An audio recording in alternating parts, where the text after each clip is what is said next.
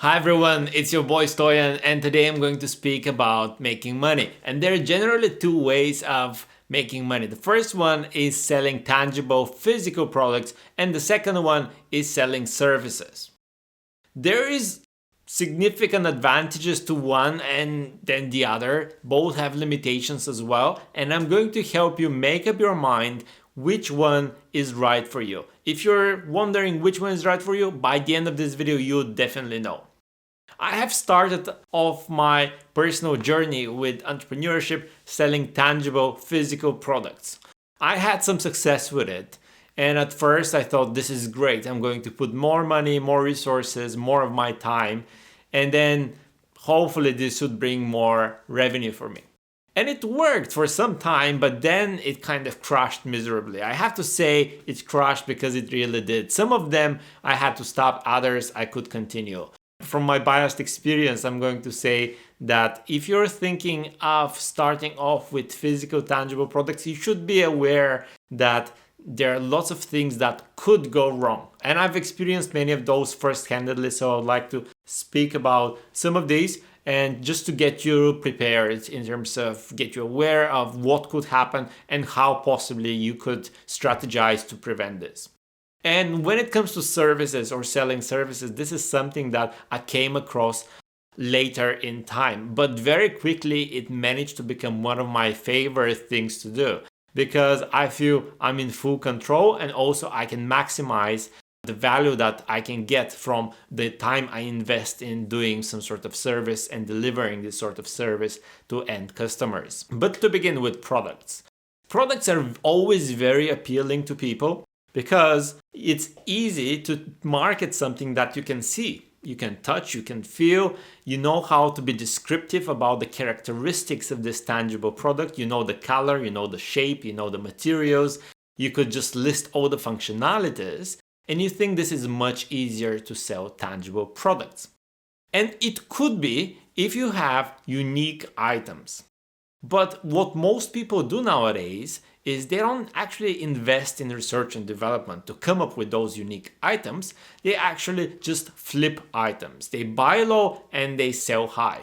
There's nothing wrong with that. There is lots of white label products. Basically means that the supplier allows you to print any brand and stick on top of their product and sell it as a product created by your company.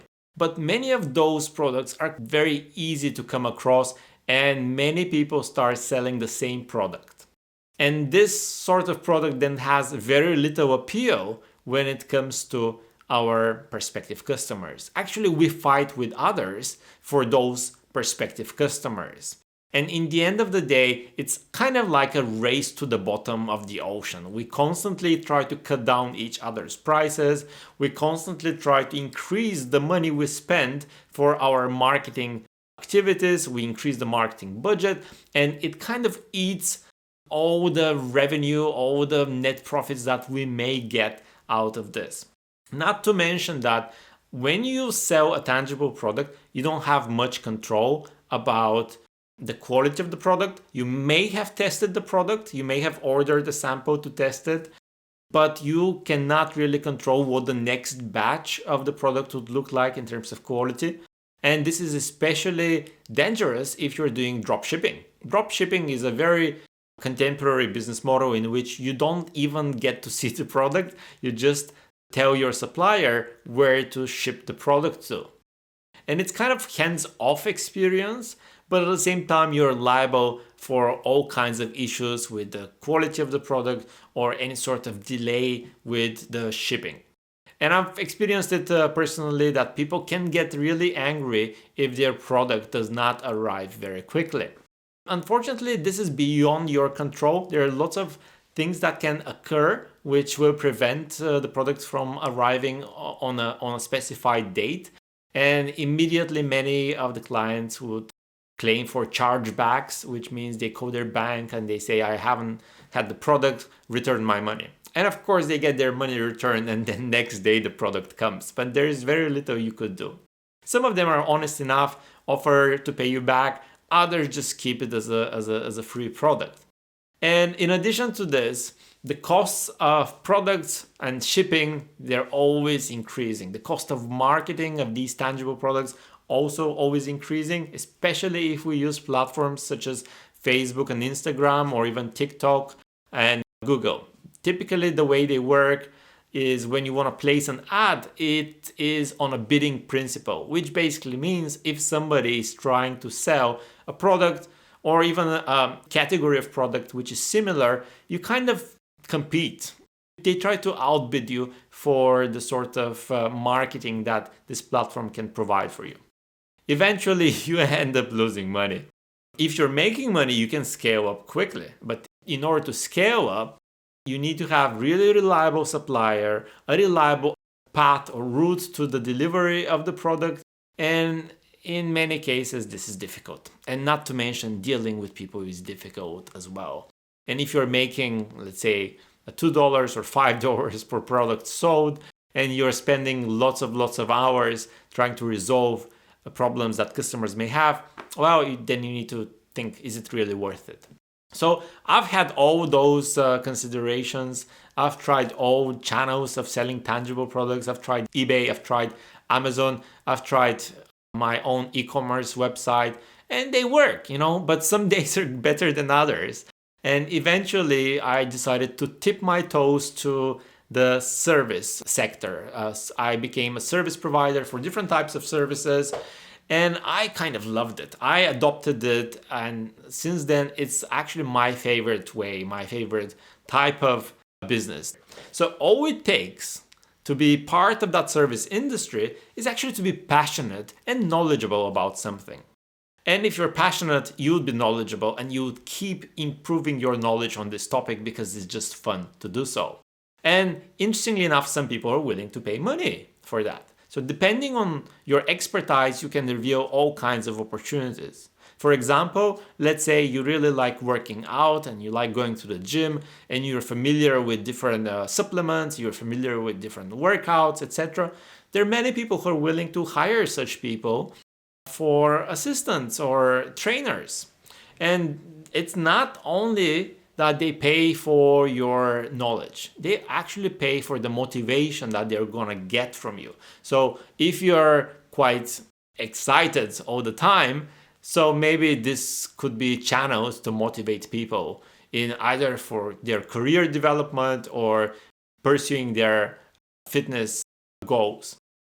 And not to mention, something that's quite unique when it comes to the service sector is the personal touch with these clients that you have. Because you're building not only a business, you're not only conducting one sale, you're actually building a relationship with these people. And once you build a relationship, they trust you more. They know you're not there to scam them, so now they're ready to even buy higher ticket services from you or spend more money on whatever you're willing to offer to them because they trust you, they know it is predictable. So it's an entry point to selling high ticket items. Even you can sell tangible items after building the relationship. For example, you may be offering video editing services because video editing is time consuming. It requires special skill and passion, creativity, etc. But after a while, you may tell your client, look, your video would be much better quality if you actually invest in some proper lights or proper microphone and proper camera, etc. And you can offer that. You can set it up for them. And maybe you have some branded special lights, etc. So all of these will help you to transition from one opportunity to another, with the very important function of social proof. Because once you get one customer satisfied, they can really use their word of mouth communication, which is the most powerful marketing tool that exists still. It's one of the oldest, but also the most powerful ones. And they can be referring their friends and family members to you to take advantage of your unique services, as long as they're happy with the work you've done for them. So you could also have a list of, let's say, 10 services that you could deliver for people. Some of them you can actually deliver for free. Especially once you're just getting started, you want to make sure that you build this initial contact, this initial communication and connection with prospective customers. You can offer them something for free and tell them, look, this is just the beginning of our relationship. I'll do this for you for free. If you're happy with it, we can make bigger things. Or you can say, I'm going to do this for you for free, or I'm going to do this for you for anyway, so you just pay me how much you think it is worth at the end. So all of these are nice strategies for getting really connected with people and getting people to trust you, because you let the quality of your work speak rather than, all kinds of flashy marketing messages. So this is really unique to service provision, to that sort of industry, and you can definitely capitalize on it. Once you have a client which is extremely happy, you can even build a case study on the work you've done for this client. You can record a video, kind of like an interview or sort of feedback, video feedback that this person gives you, and you can use it as a case study. You can just show it to prospective customers, either within the same industry or different industries, that your clients are always satisfied and you are always there for taking care of their needs. Not to mention, once you are in a position of growing your business, it's actually easier to be in full control because less things can go wrong. For example, you can always have control on how many clients you serve at any point of time, and you can very easily regulate this. If you don't want to take on any additional clients for this week, for example, you can bump up the prices.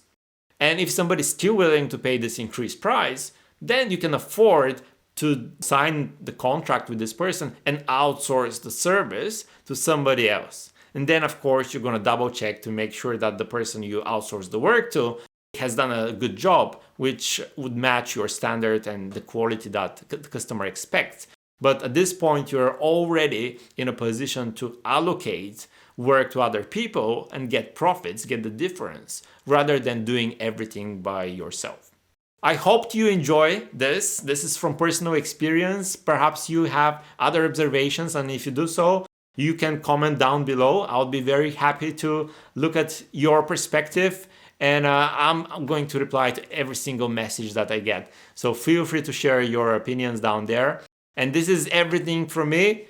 This is your boy Stoyan, and I'll see you next time with more content on business and how you can maximize any sort of return on your invested time or efforts. Peace out.